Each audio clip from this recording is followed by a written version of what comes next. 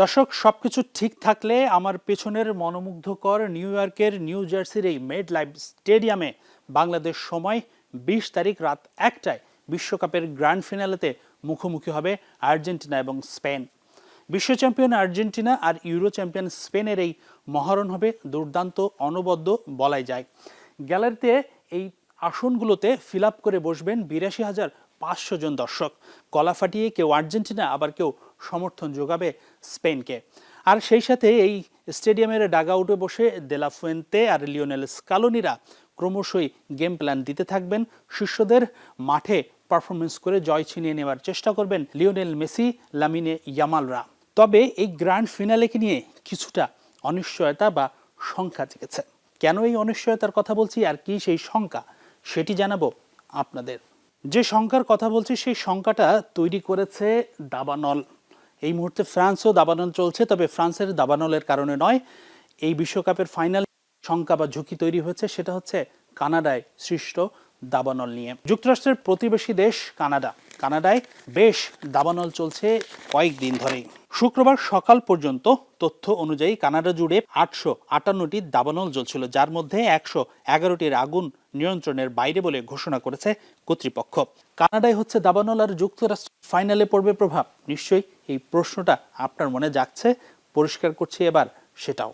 আমার পেছনে এখন যে দৃশ্যটি দেখতে পাচ্ছেন, ধোঁয়ায় ছেয়ে গেছে পুরো শহর, সেটি কিন্তু কানাডার নয়, সেটি কিন্তু আমেরিকার। কানাডায় সৃষ্ট দাবানলের ধোঁয়া গ্রাস করেছে আমেরিকার বৃহত্তর অঞ্চল, যার মধ্যে আছে নিউ ইয়র্ক আর নিউ জার্সিও। এতটাই ধোঁয়া তৈরি হয়েছে, পরিবেশবিদরা বলছে এখানে সাধারণ মানুষের জন্য স্বাস্থ্য ঝুঁকি তৈরি হয়েছে। খুব বেশি জরুরি প্রয়োজন ছাড়া ঘরের বাইরে না যেতে বলা হয়েছে সাধারণ মানুষকে। যারা অসুস্থ আছেন তাদের জন্য এই ঝুঁকি মারাত্মক, কিন্তু যারা সাধারণ মানুষ আছে তাদের জন্য বেশ ভালো স্বাস্থ্য ঝুঁকি তৈরি করেছে দাবানলের এই সৃষ্ট ধোঁয়াটি। আর সে কারণেই বলছি, বিশ্বকাপের ফাইনাল নিয়ে তৈরি হয়েছে কিছুটা শঙ্কা, বা ফাইনালের আগে এই পরিস্থিতি উদ্বেগজনক। কিছুটা স্বস্তির খবরও আছে, কারণ কর্তৃপক্ষ বলছে শনি অথবা রবিবার বৃষ্টি হতে পারে যুক্তরাষ্ট্রের এই জায়গাগুলোতে। যদি বৃষ্টিপাত হয় সেক্ষেত্রে পরিস্থিতি কিছুটা উন্নতি হতে পারে। তবে আবহাওয়ার পূর্বাভাস বলছে দাবানল থামতে অন্তত আরও ৫ থেকে ৬ দিন সময় লাগতে পারে। আর দাবানল না থেমে গেলে এই ধোঁয়া কিন্তু এই ৫ থেকে ৬ দিন অব্যাহত থাকবে যুক্তরাষ্ট্রে। দর্শক, আমার পেছনে এই মুহূর্তে যে ভিডিওটি দেখতে পাচ্ছেন, যে টাইম স্ল্যাপটি, এটা কিন্তু নিউ ইয়র্কের মেট লাইফ স্টেডিয়ামের বাইরে থেকে নেওয়া দৃশ্য।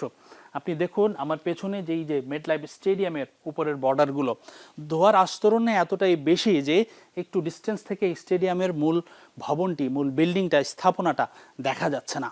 এখন এমন পরিস্থিতিতে যখন ফুটবলাররা মাঠে খেলতে নামবেন, তাদের একটা লম্বা সময় খেলতে হবে, তখন কিন্তু তাদের শ্বাসকষ্ট হতে পারে।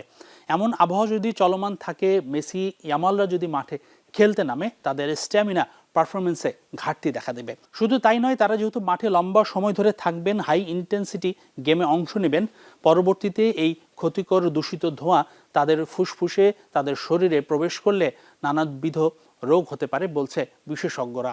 এই ঝুঁকি কেবল ফুটবলারদের জন্য তাই নয়, মাঠে যেই দর্শকগুলো খেলা দেখতে আসবে তাদের জন্য তো স্বাস্থ্য ঝুঁকি থাকবে চরমে।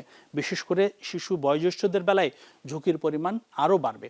দর্শকরা হয়তো মাস্ক পরে খেলা দেখতে মাঠে আসতে পারেন, কিন্তু ফুটবলাররা কি মাস্ক পরে মাঠে খেলতে পারবে?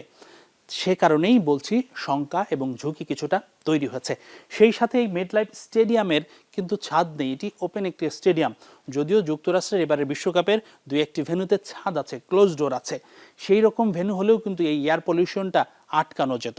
আর্জেন্টিনা এর আগেও একটি ক্লোজ স্টেডিয়ামে ম্যাচ খেলেছিল। এখন বর্তমান পরিস্থিতি যদি এভাবে অব্যাহত থাকে, যেহেতু আরও ২-১ দিন সময় আছে হাতে, শেষ মুহূর্ত পর্যন্ত কর্তৃপক্ষ নিশ্চয়ই এই বিষয়টা নিয়ে ভাববে। স্বাস্থ্য ঝুঁকি যদি অতিমাত্রায় হয়, সেক্ষেত্রে ফাইনালের ভেন্যু চেঞ্জ করাও হতে পারে সমাধান। তবে ফাইনালের ভেন্যু চেঞ্জ হবে কি হবে না, এই বিষয়ে ফিফা বা কর্তৃপক্ষ এখনও কোনো কিছু জানায়নি। আর বৃষ্টিপাত হয়ে পরিস্থিতি যদি অনেকটা স্বাভাবিক হয়ে যায়, সেক্ষেত্রে তো আর কোনো বাধাই রইল না। এখন দেখা যাক কানাডার দাবানল কত দ্রুত থামছে। সর্বোপরি এখন মূল কথা, বিশ্বকাপ ফাইনালটা হচ্ছে তো নিউ ইয়র্কের নিউ জার্সির মেট লাইফ স্টেডিয়ামে, প্রশ্নটা থেকেই গেল। হাসিনুর রহমান, যমুনা স্পোর্টস।